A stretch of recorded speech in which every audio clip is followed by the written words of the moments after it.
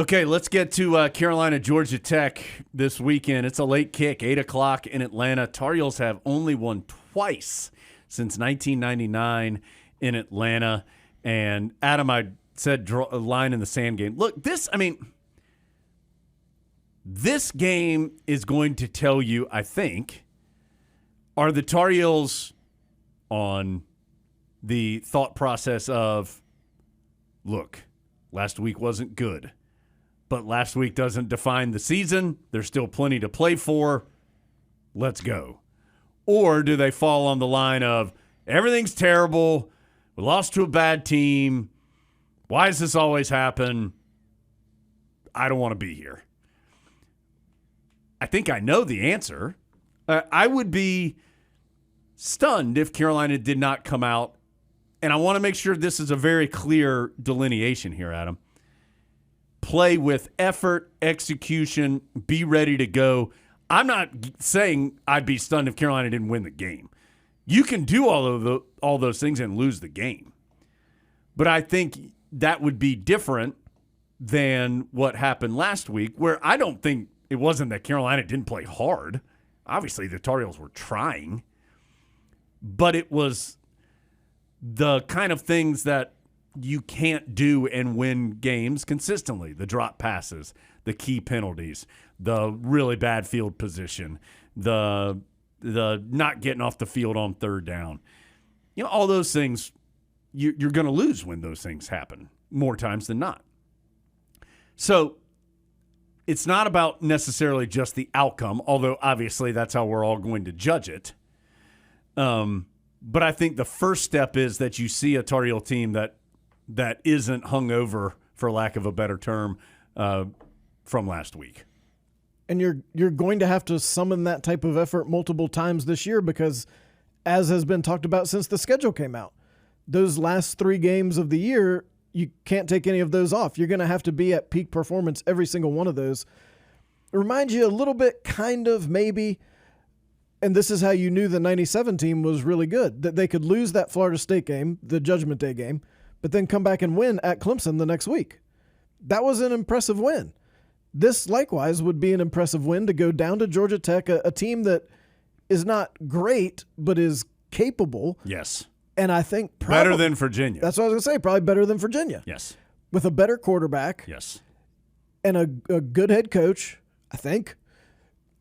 And win at a place where you have struggled. Now, you might say have won only twice since 1999. I say the Tar Heels have won 2 of the last 4 in Atlanta.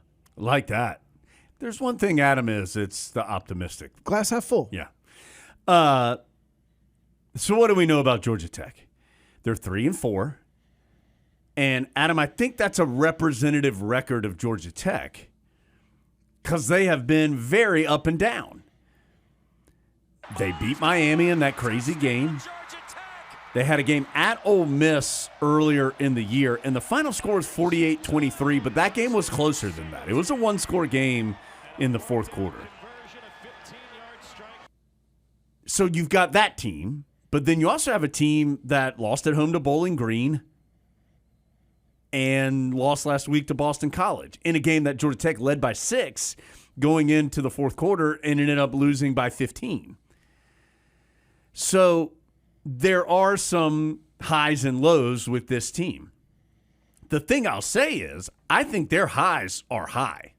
Like Haynes King, their quarterback, he's good. He can really run. He's athletic. He will make every throw on the field. Sometimes that's not a good thing for them. But he also makes some throws pretty consistently. And by I mean weekly, that make you go, whoa, that was a big-time throw. Like, he can put it in some tight places into coverage and make really good throws with a strong arm. Now, he'll also give you some YOLO off the back legs. That guy's kind of open down the field type of throws every now and then, too. And that, to me, is kind of representative of how they've been. They have some really they've got some good receivers in particular. Not that they don't have good personnel overall, but I think their receivers are good. 13 Singleton, he's good. they're going to be fighting some portal guys for him. He's not particularly big, but he's really fast. I mean, Mac Brown said this would be the fastest receiving core he thought Carolina would play this year, or at least to this point. That's saying something. I mean, they play Miami. So that's saying something. They've got some good skill that have made some quality plays. They have a defense, Adam. The numbers are not good on Georgia Tech's defense. And you remember, Adam said this on the air or on the show a couple weeks ago. They actually made a change at defensive coordinator. They elevated their linebacker coach, demoted the coordinator down to just a position coach. But their numbers aren't great defensively.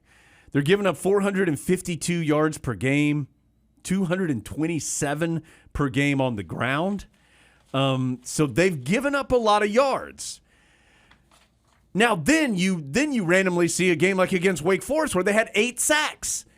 So, again, I think they've probably leaned more towards the not as good on the defensive side, but you see these moments where they do some really good things.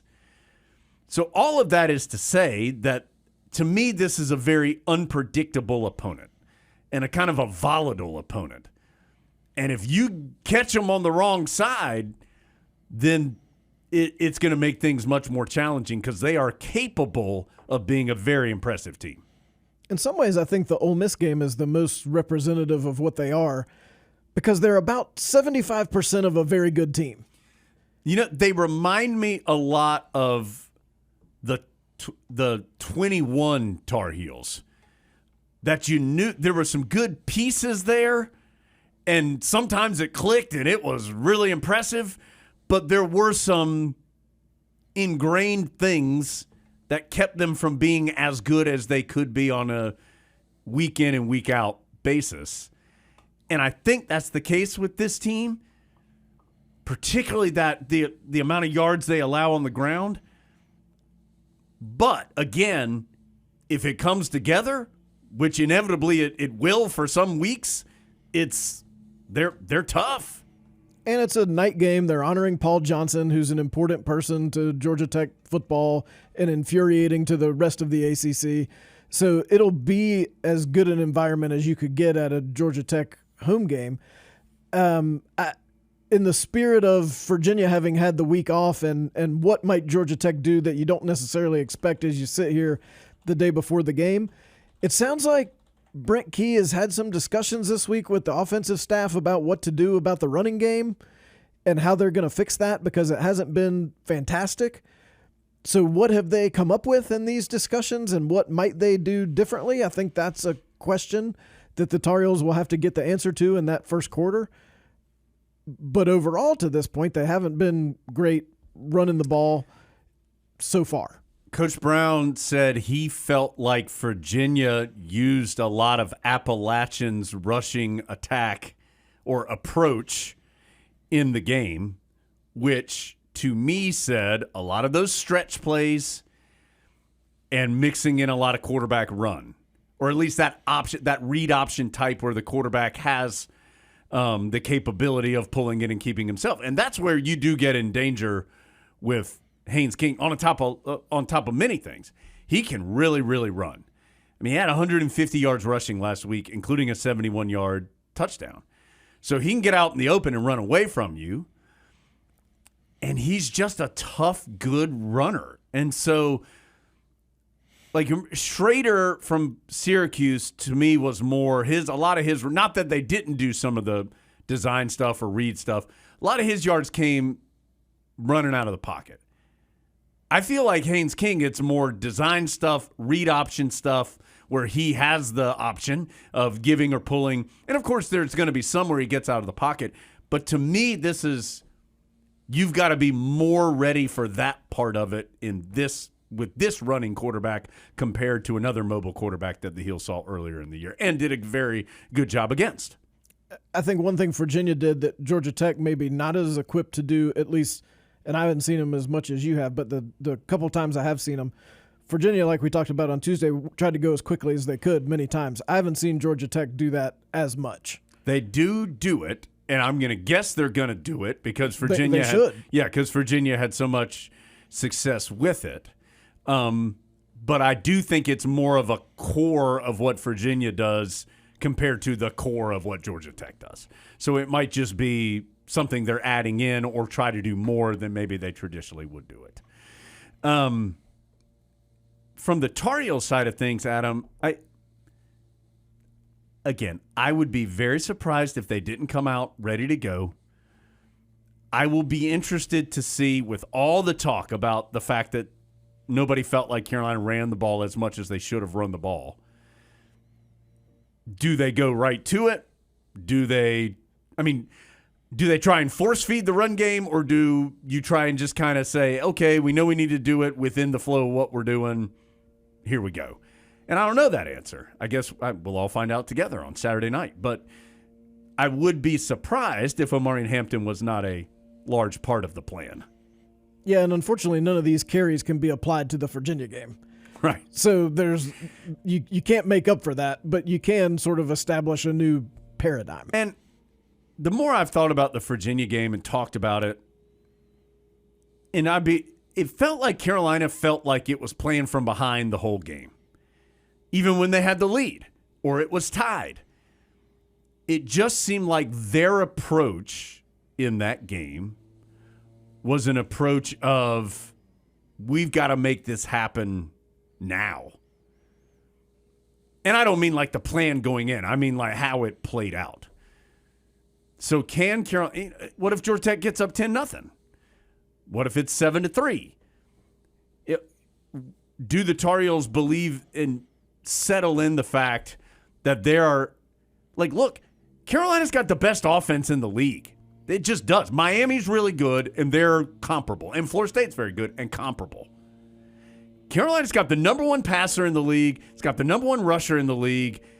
If Tez Walker had played the whole year, they'd probably have the number one receiver in the league. And I'm just talking about stats here. So there's no need to panic, is my point. That if it's 10-3, that's okay. You still can go do it. So how Carolina reacts if it gets down, I think will be worth keeping an eye on as well. It felt like part of that was that Virginia wasn't supposed to be that close. I agree with that. Because Carolina's been in some other close games with better teams and didn't react that way. I think because they knew that game would be close, and I think they probably think this game will likely be close for some or all of it. And so it'll be interesting to see if that affects how they respond.